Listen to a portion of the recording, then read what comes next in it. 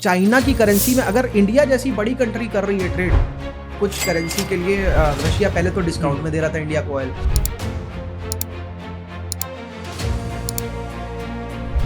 Israel और Iran के war का हमें पता नहीं है हमारा दोस्त कौन है, हमारा दुश्मन कौन है। ये जियो पॉलिटिक्स से बार बार बदलती रहती है। करेक्ट। लाल बहादुर शास्त्री जी ने क्या किया था जब पाकिस्तान से लड़ाई झगड़ा चल रहा था, तो यूएस ने इंडिया को कॉर्न या वीट देने से मना कर दिया था। वहीं से शायद वो स्लोगन भी आया था ना, जय जवान जय किसान। एक तो जय जवान का और दूसरा जय किसान का। ये हो रहा है क्योंकि मैं कुछ दिन पहले ही पढ़ रहा था, तो रशिया ने डिमांड्स अभी ये रखी किसी को भी ऑयल बेचने के लिए कि चाइनीज़ करेंसी में आपको हमारे साथ में ट्रेड करना पड़ेगा। इंडिया ऑफ कोर्स रशिया के साथ में चाइनीज़ करेंसी में तो कभी ट्रेड नहीं करेगा।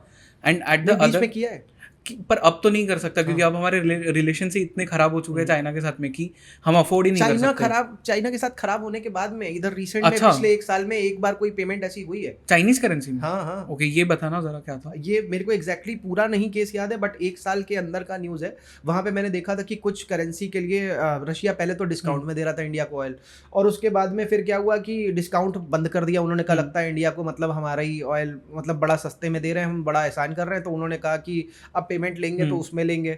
तो इंडिया ने अपनी शर्तें रखी हुई थी, अपने इंडियन आईएनआर में दे रहा था, बट बीच में कुछ ऐसी एक किश्त आई जिसमें कि, और वहां पे इंडिया को डिप्लोमेटिकली बहुत बड़ी हार का सामना झेलना पड़ेगा, क्योंकि आप चाइना की करेंसी में अगर इंडिया जैसी बड़ी कंट्री कर रही है ट्रेड, तो वहां पे बाकी सब भी सोचेंगे अच्छा लगता है चाइनीज जेन्युइन है। मतलब अगर आप बेईमान इंसान के साथ में उसके साथ में अगर खड़े भी हो गए ना, तो लोगों को क्या लगेगा, अरे यार वो तो चाइना तो बड़ा अच्छा है। तो वो सिचुएशन को इंडिया ने भांप लिया। एक बार पेमेंट कुछ हुई है, उसके बाद में पूरी सिचुएशन को मैंने उतना एनालाइज नहीं किया, लेकिन एक बार हुई है। और उस चीज़ को भांपने के बाद में, और इंडिया अपने अलग ही स्टाइल में चल रहा है। मैं आपको बताता हूँ, बहुत सारी ऐसी कंट्रीज हैं जहाँ पे इंडिया का रुपया जो है वो एक्सेप्ट हो रहा है। ईरान हो जहाँ पे हम पेट्रोल ले रहे हैं, और किससे कैसे ले रहे हैं, क्रूड ऑयल ले रहे हैं, यूएस के मना करने के बावजूद ले रहे हैं। तो अभी जो हम ये जो छोटा सा एक डिस्कशन कर रहे हैं ना इजराइल और ईरान के वॉर का, हमें पता नहीं है हमारा दोस्त कौन है, हमारा दुश्मन कौन है। ये जियो पॉलिटिक्स से बार बार बदलती रहती है। करेक्ट।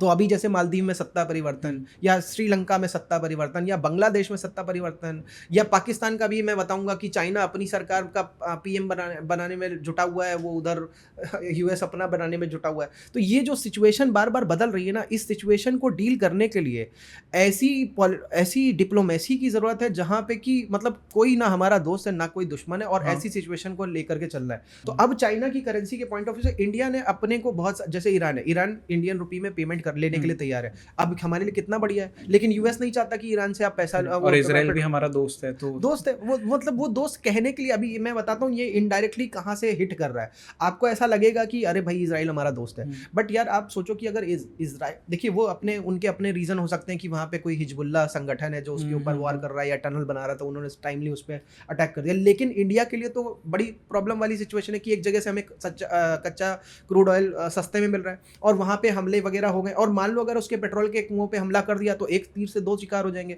आपको सबको पता है कि Israel and US are not different, ठीक है। तो अब वहां पे अगर ऐसा हुआ तो जो कोल, जैसे सद्दाम हुसैन वाले टाइम पे हुआ था, तेल के कुओं में आग लगा दी और पता नहीं क्या क्या हुआ, वो सिचुएशन अगर आई तो क्रूड ऑयल बढ़ेगा। और हम सबको पता है कि इंडिया की इकोनॉमी में अभी भी क्रूड ऑयल का बहुत बड़ा दखल है, बहुत ज्यादा। हमारा पेमेंट बैलेंस सब बिगड़ जाने वाला है, एक्सपोर्ट का बिल हमारा बढ़ जाने वाला है। वो सिचुएशन को कहीं ना अराइज कर दें तो ये एक बड़ी प्रॉब्लम, जो अभी मार्केट का क्रैश या जो भी थोड़ी सी सिचुएशन करेक्शन वाली दिख रही है, उसमें इस चीज़ का बहुत बड़ा रोल है। ये जो टेंशन है, दूसरी टेंशन जो चाइना वाली है कि भैया किसी को चाइना ज़्यादा अच्छा लग रहा है, लेकिन उसकी भी बात बता देता हूँ। बीच में एक ऐसा केस आया था शायद 14 में या 7 में, वहाँ पे भी चाइना की मार्केट बढ़ी थी, 30% बढ़ी थी, मगर अपनी इंडिया की भी मार्केट बढ़ी थी, गिरी नहीं थी, 10% बढ़ी थी। बहुत सारे लोगों को चाइना अच्छा लग रहा था उस टाइम पे, किया उन्होंने। आज एक सिचुएशन जो पूरी दुनिया में कोरोना के बाद से हो चुकी है, किसी को भरोसा चाइना पे सही से है नहीं। कुछ लोगों को जिनको शॉर्ट टर्म गेन चाहिए वो चले गए चाइना में, ये बात सही है, और जाना चाहिए। एफआईआई सारे के सारे एक नहीं है, उनमें अलग अलग तरीके के ग्रुप्स हैं, कोई किसी कंट्री का, कोई किसी कंट्री का, उसके अंदर भी अलग अलग सेगमेंट है। आप देखो हर एक कंट्री के अंदर एक लिबरल गवर्नमेंट है, एक दूसरी वाली डेमोक्रेट गवर्नमेंट है, तो सबका अपना अपना सोचना है। एक ही कंट्री के अंदर देशद्रोही भी है, एक ही कंट्री के अंदर देशभक्त भी है। तो वो सिचुएशन को देखते हुए कि हमें ये नहीं देखना अच्छा ठीक है एफआईआई जा रहा, जाने दो। हमारा इंस्टीट्यूशनल इन्वेस्टमेंट, हमारा रिटेल ट्रेडर अब खुद से मजबूत हो जाए, पैसा अपना बचा करके रखे। ये सिचुएशन में फिर से एक बार कनेक्ट करूंगा, लाल बहादुर शास्त्री जी ने क्या किया था, जब पाकिस्तान से लड़ाई झगड़ा चल रहा था तो यूएस ने इंडिया को कुछ कॉर्न या वीट देने से मना कर दिया था। उन्होंने कहा कोई बात नहीं, परेशान मत हो। उन्होंने कहा पार्कों में अपने घर के आपका जो भी पार्क है वहाँ पे उगाओ गेहूँ, हम एक टाइम कम खाएंगे, और वो सिचुएशन से कंट्रोल कर लिया। वहीं से शायद वो स्लोगन भी आया था ना, जय जवान जय किसान। जवान हमारा वहाँ लड़ रहा है, किसान हमारा यहाँ लड़ रहा है। पेट को तो बचाना ही है, पेट को तो पालना ही है, और भूखे पेट भजन होगा नहीं। आर्मी को तो सबसे ज्यादा जरूरत होगी अगर लड़ाई है तो। अब यहाँ पे एक सिचुएशन जो हमें एज अ सिटीजन समझनी है भारत के, कि आप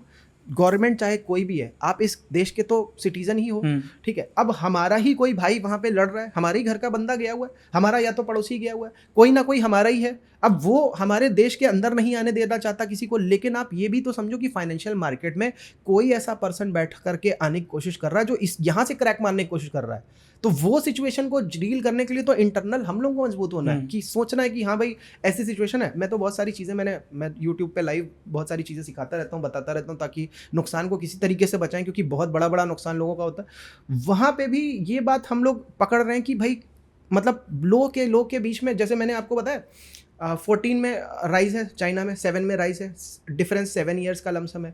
ऐसे ही 2001 के आसपास राइज है, तो 7 ईयर्स का है। तो वो 7 ईयर्स के डिफरेंस को अगर हम देख रहे हैं तो ऐसे हमें पैटर्न्स बहुत सारे बॉटम के भी मिलते हैं, वहाँ पे हम बाय कर सकते हैं बहुत सारी। मतलब वो फिर आप लोगों को मैं बोलूँगा कि आप लोग बड़े टाइम के पैटर्न्स को देखना चालू करो उससे, क्योंकि मैं इस जगह पे वो चीज़ें डिस्कस नहीं करना चाहता, वो अपने आप में इन्वेस्टमेंट से रिलेटेड और ट्रेडिंग से रिलेटेड है। मैं यहाँ पे कुछ दूसरी चीज़ डिस्कस करना चाहता हूँ जो आपके फोकस में पूरी तरीके से अभी की अभी आ जाए, क्योंकि बाद में कहीं देर ना हो जाए।